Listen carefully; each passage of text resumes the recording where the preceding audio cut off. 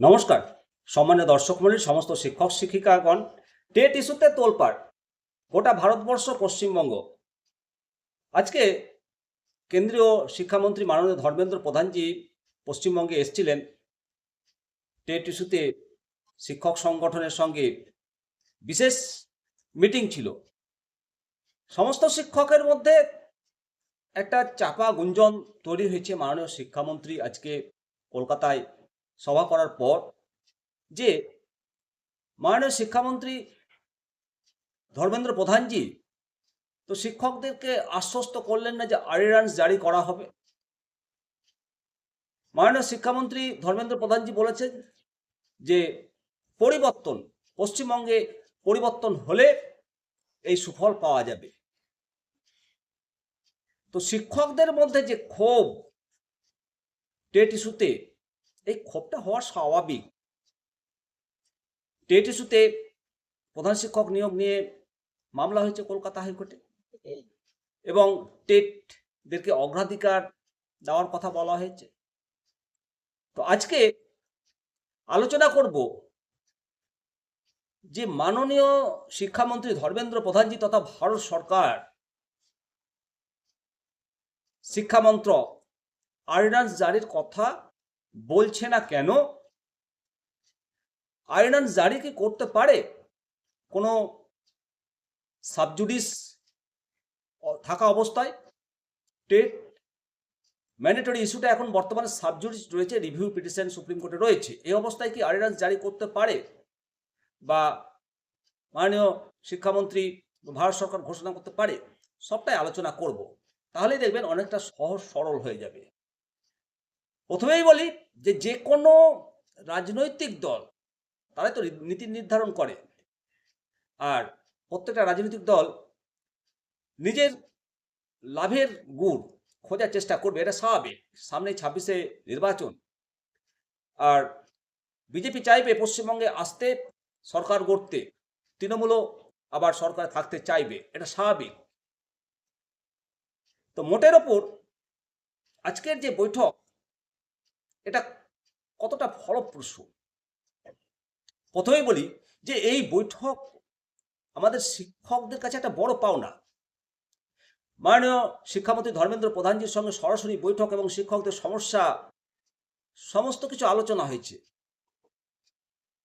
মাননীয় ধর্মেন্দ্র প্রধানজির কাছে আমরা কতটা আশা রাখবো, আস্থা রাখবো, সেটা আগে ভাবা দরকার। আমরা অবশ্যই আস্থা রাখছি, এই কারণে রাখবো যে আমরা আস্থা পেয়েছি, আমরা ফলাফল পেয়েছি। আপনাদেরকে মনে করে দিতে চাই যে এনআরএস থেকে যখন ডিএলএড করতে হয়েছিল, তখন উচ্চ মাধ্যমিকে 50% না থাকার কারণে, উচ্চ মাধ্যমিক না থাকার কারণে এনসি হয়েছিল। অনেক আন্দোলন করার পর, চিঠি চাপাটি করার পর, ডেপুটেশন দেওয়ার পর এনসি রিমুভ হয়েছে। তদ্রূপ একই সমস্যা টেট ইস্যু নিয়ে সুপ্রিম কোর্টের রায় প্রভাবিত হয়েছি আমরা। এটা থেকেও নিষ্কৃতি আমাদের মিলবে, তখনই মিলবে যখন আমরা আমাদের ঐক্যবদ্ধ দাবি আমরা পেশ করতে পারব। এবং কেন্দ্রীয় শিক্ষামন্ত্রী উনি বলেছেন যে যদি পশ্চিমবঙ্গে বিজেপি সরকার গঠন করে, তাহলে শিক্ষকদের কথা ভাবা হবে। তো সে তো গেল রাজনীতির কথা। তো এখন আলোচনা করব যে সুপ্রিম কোর্টে কোনো মামলা সাবজুডিস থাকা অবস্থায় ভারত সরকার অর্ডিন্যান্স জারি করার সাংবিধানিক ক্ষমতা রয়েছে কিনা। সংবিধানের 123 নম্বর অনুচ্ছেদ অনুযায়ী রাষ্ট্রপতি, মাননীয় রাষ্ট্রপতি জরুরি প্রয়োজনে অর্ডিন্যান্স জারি করতে পারে, যা সংসদের আইনের মতোই শক্তিশালী, অত্যন্ত শক্তিশালী স্টেপ ভারত সরকার নিতেই পারে। তবে বন্ধুরা, এই অর্ডিন্যান্স জারির ক্ষমতার নির্দিষ্ট কিছু শর্ত এবং সীমাবদ্ধতা রয়েছে। অর্ডিন্যান্স জারির সাংবিধানিক ক্ষমতা ভারত সরকারের রাষ্ট্রপতির জারি যে ক্ষমতা, এটা অনন্য, এবং এর প্রধান শর্তগুলো হলো সংসদের অধিবেশন নেই যখন উচ্চ কক্ষ রাজ্যসভা এবং নিম্নকক্ষ লোকসভা উভয় যখন কোনো একটি অধিবেশন থাকে না, উভয় পক্ষের যখন কোনো অধিবেশন থাকে না তখনই কেবল অর্ডিন্যান্স জারি করা সম্ভব জরুরি পরিস্থিতিতে। অবশ্যই অর্ডিন্যান্স জরুরি পরিস্থিতিতে তৈরি হয় এবং মাননীয় রাষ্ট্রপতি যদি সন্তুষ্ট হন যে এমন পরিস্থিতি তৈরি হয়েছে যেখানে অবিলম্বে ব্যবস্থা নেওয়া প্রয়োজন, তখন তিনি অর্ডিন্যান্স জারি করতে পারেন। এখন প্রশ্ন হলো, সেই রকম জরুরি পরিস্থিতি কি তৈরি হয়েছে? অর্ডিন্যান্স অবশ্যই একটি শক্তি এবং কার্যকারিতা সংসদের আইন তৈরির মতোই। এটি কোনো বিদ্যমান আইনকে সংশোধন বা বাতিল করতে পারে। আদালতের রায়ের পরিপ্রেক্ষিতে অর্ডিন্যান্স জারি, অনেক সময় এই অর্ডিন্যান্স জারির পথ বেছে নিতে হয় ভারত সরকার তথা মাননীয় রাষ্ট্রপতিকে।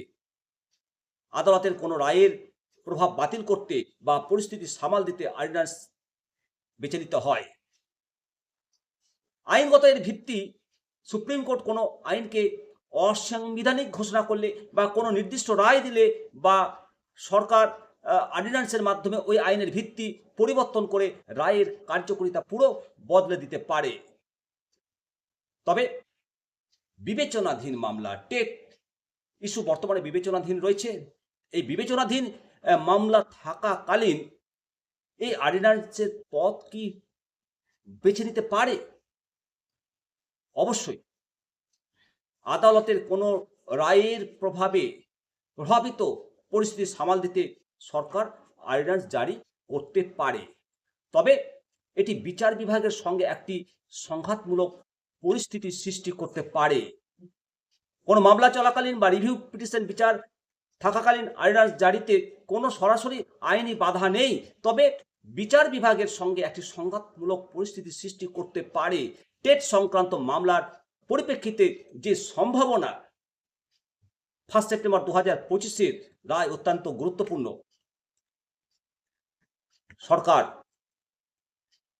এই রায়ের বিরুদ্ধে কি অবস্থান নেবে? এই রায়ের বিরুদ্ধে ইতিমধ্যে বিভিন্ন শিক্ষক সংগঠন সারা ভারতবর্ষ জুড়ে তারা পিটিশন জারি করেছে, রাজ্য সরকার পিটিশন জারি করেছে। সরকার কি এখন অর্ডিন্যান্স আনতে পারে? এটাই বড় প্রশ্ন।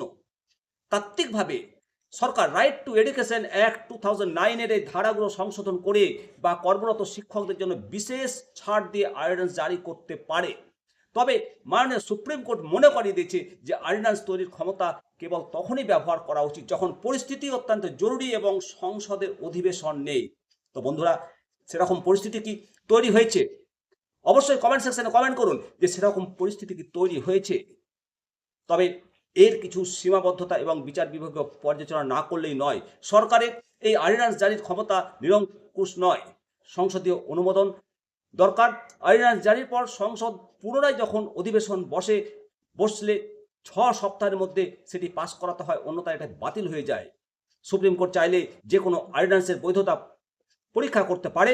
এবং আপনাদেরকে মনে করানো দরকার যে আর.সি. কিপার বনাম ভারত সরকার 1970 সালের মামলায় আদালত স্পষ্ট করেছে যে মাননীয় রাষ্ট্রপতির সন্তুষ্টি তথা সরকারের সিদ্ধান্ত আদালতে চ্যালেঞ্জ করা যায়। এর সাংবিধানিক কাঠামো, কোনো অর্ডিন্যান্স যদি সংবিধানের মৌলিক কাঠামো লঙ্ঘন করে তবে সুপ্রিম কোর্ট তা বাতিল করার ক্ষমতা রেখেছে। পরবর্তী পদক্ষেপ সম্পর্কে আপনারা যদি জানতে চান অবশ্যই কমেন্ট সেকশনে কমেন্ট করবেন। ভালো থাকবেন বন্ধুরা। আগামীকাল শিবরাত্রি, সবার ওপর ভগবান শিবের আশীর্বাদ বর্ষিত হোক। অবশ্যই আমরা টেট থেকে নিষ্কৃতি পাবো। আমরা শিক্ষক সমাজ নিজেদের দাবি আমরা আদায় করতে জানি। ভালো থাকবেন। জয় হিন্দ, জয় ভারত।